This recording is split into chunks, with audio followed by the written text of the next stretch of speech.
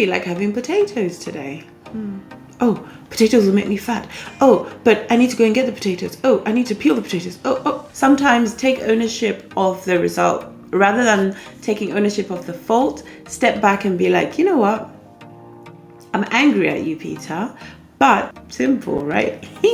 Well, simple. So the way I had to get rid of some emotions was bashing pillows. Happy new chapter, happy new year, welcome to 2021. I change chapters more than I change years, so you might hear me just saying, oh, happy new chapter.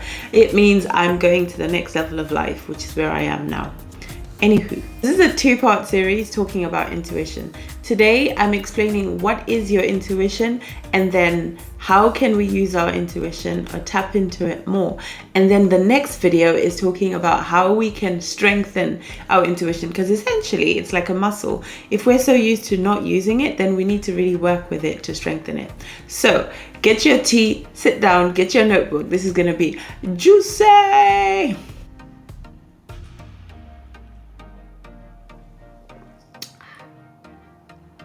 Okay, so in a nutshell, your intuition is basically your internal GPS system, right? It's like saying if you have a sat nav or GPS and you put the address that you want to go to, and then there's traffic, or you need to reroute because of an accident or a closed road or something, the sat nav just does it seamlessly, like just rerouting. Your intuition is exactly the same. You tell yourself, or you tell your intuition what your destination is. That's goal setting, that's vision boards and stuff like that. And then your intuition gets you there. Basically, the more you listen to your intuition, the more you're in easy world. So some of you have heard me say or have seen me post on Instagram.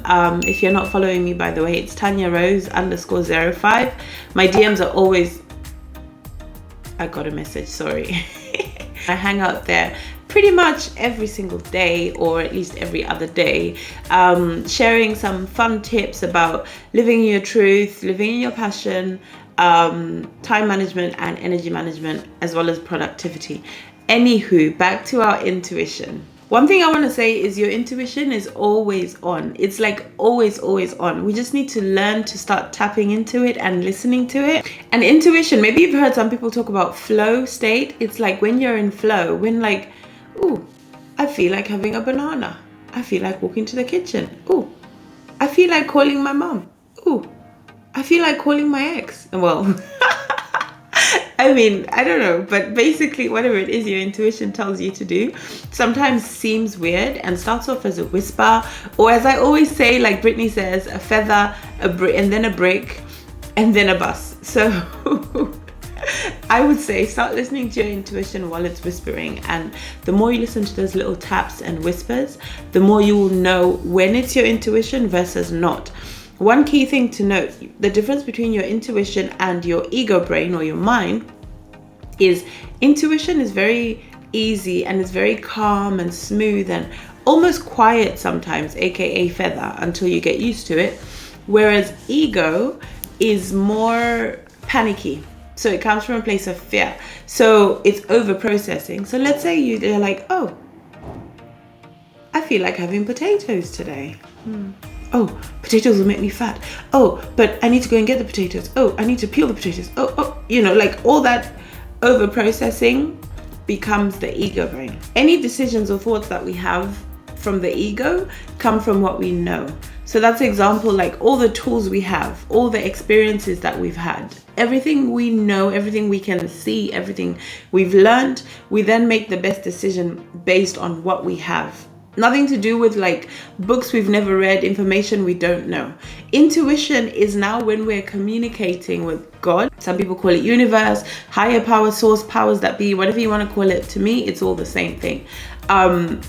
When you're now connecting, right, you're getting those messages, you're getting those intuitive nudges, those gut feelings, like that comes from what we don't know. Now imagine, I'm going to link a little graph here which shows, or a little pie chart, which is something I learned. So the percentage, or the roughly, this is all estimate, the percentage of stuff you know, the percentage of stuff you know you don't know, and then the percentage of stuff you don't even know exists. You don't even know you don't know.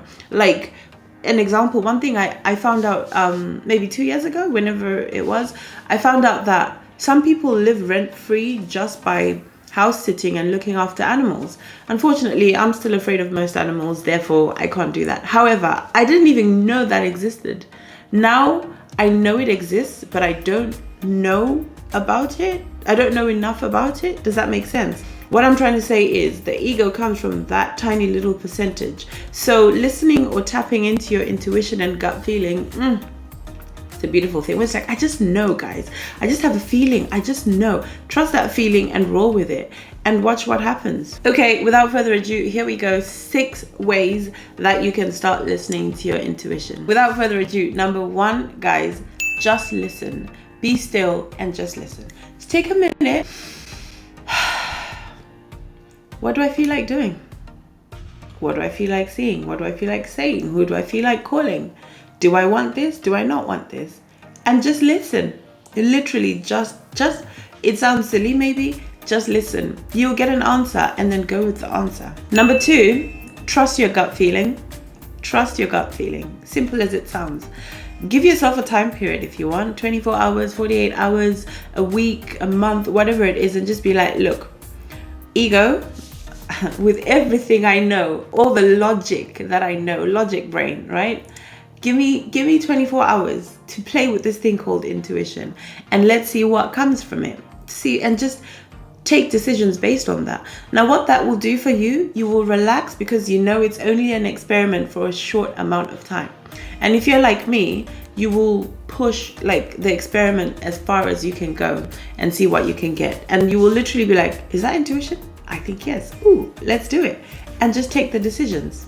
Number 3, let go of bad feelings, any negative feelings, negative emotions, all that stuff. Literally just let go of it, okay?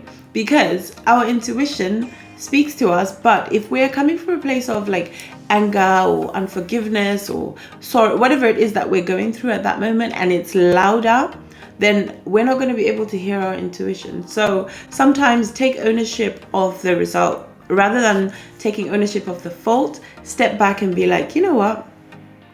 I'm angry at you, Peter, but I think you messed up. However, I'm going to step back and like let you do your thing, and I'm just going to forgive you, move on, let go of all negative feelings I have towards you, because my intuition's going to holler at me.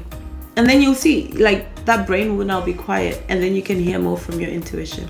Simple, right? Well, simple. So the way I had to get rid of some emotions was bashing pillows, going for a walk, journaling. But now it's gone. It's quiet, and my intuition is a bit louder again. Number 4, pay attention to what's around you. So just be open, be observant to what's around you. Like, you'll see something and your intuition will tell you something like, oh, my card is on the table.